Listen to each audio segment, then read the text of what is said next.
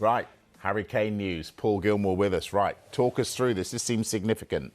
Yeah, we know our colleagues in Sky Germany brought us those pictures earlier of the Bayern Munich delegation arriving, or certainly departing Munich.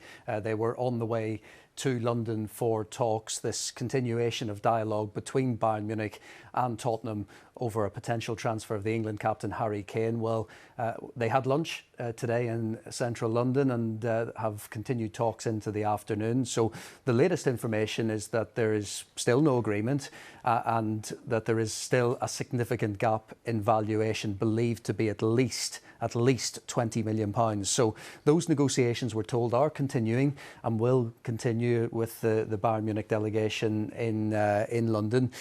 So we also know that Tottenham, if they do agree a fee for Harry Kane, well, Kane remains open to speaking formally to Bayern Munich should that deal be agreed between the clubs. And Tottenham, of course, obviously know the value of Harry Kane. Ideally, they would want him to sign a new contract at the club. He won't be doing that this summer, and that's why they're in this position of negotiating with Bayern Munich, because they fear him going to a rival club next summer. That's why there is an interest, I suppose, in if they can get a decent fee for him from Bayern Munich, that potentially there could be a deal done and then it's over to Harry Kane and his decision. Bayern believe he's made that decision, that if a deal is agreed, he will go there. That's what they believe. But Tottenham know his value, and even if they can't get him to sign a new contract and he ends up moving to Bayern Munich, and there is a long way to go, so many things could still happen in this, I must stress, but if he does go to Bayern Munich, they would insist on a buyback clause if he returns to the Premier League in the future. Paul, just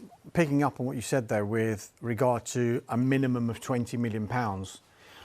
I mean, you've covered transfer windows for years. When you come to a point where it's you're saying at least £20 million, does that sound like a figure that can be compromised on and potentially a deal can be done still? That you've said the key word in all of this, and it is compromise. At the moment, the fact that all parties are still talking many weeks, months after the talks began, would suggest that they are still all confident that a deal can be done. Otherwise, everyone would walk away, or the party not happy would walk away.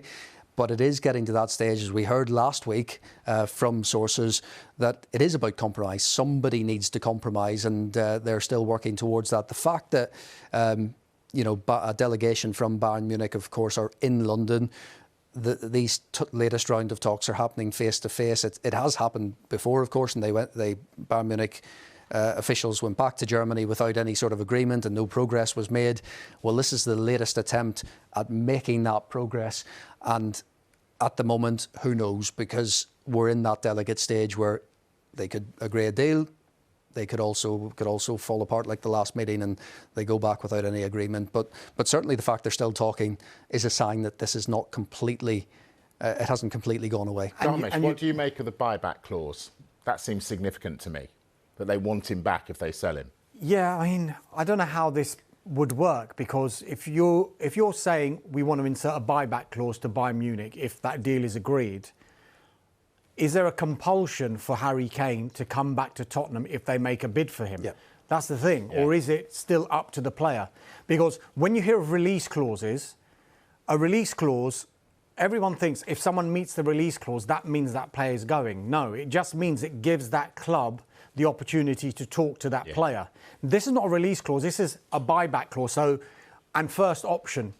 It's a first option, isn't it? It's almost one of those situations where if Harry Kane was to go back to the Premier League, then Tottenham would almost have first dibs on Harry Kane.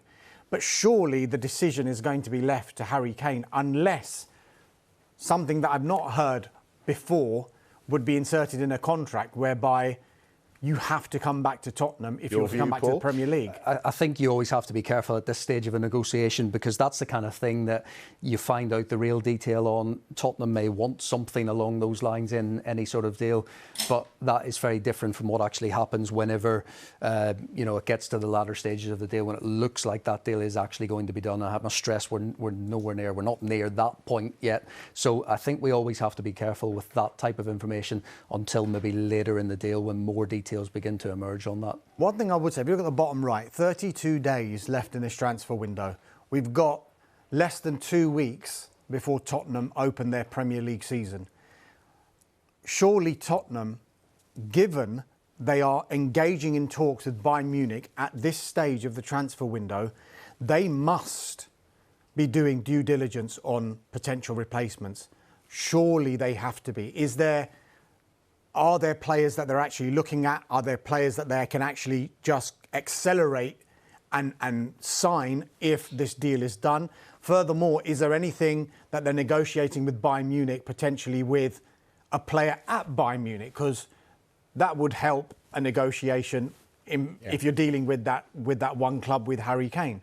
So, I mean, you've got to think about what Ange Postecoglou's thinking in this whole scenario with less than 2 weeks of the season to go, and his prize asset, his key striker, is involved, not him personally, but there are talks going on about his future. So he's none the wiser at the moment whether he's going to have him at the start of the season. And he did say as recently as kind of a week and a half ago that it was something he was beginning to not get bored of, but something that it was beginning to affect preparation. So he did hint at that. I think that's something that any manager would like their squad to be perfectly ready in time for the Premier League season. It doesn't always work out that way. And Tottenham, not just in the striker situation, but centre-backs as well. I think that's been a frustration. But sometimes in transfer windows, it has to be about patience and time. These things can drag on.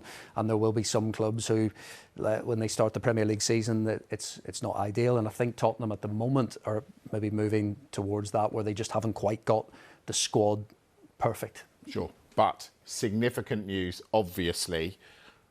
They're still at least £20 million apart, and Tottenham want first dibs on getting Harry Kane back if they sell him. That is significant. We will, of course, keep a very close eye on that.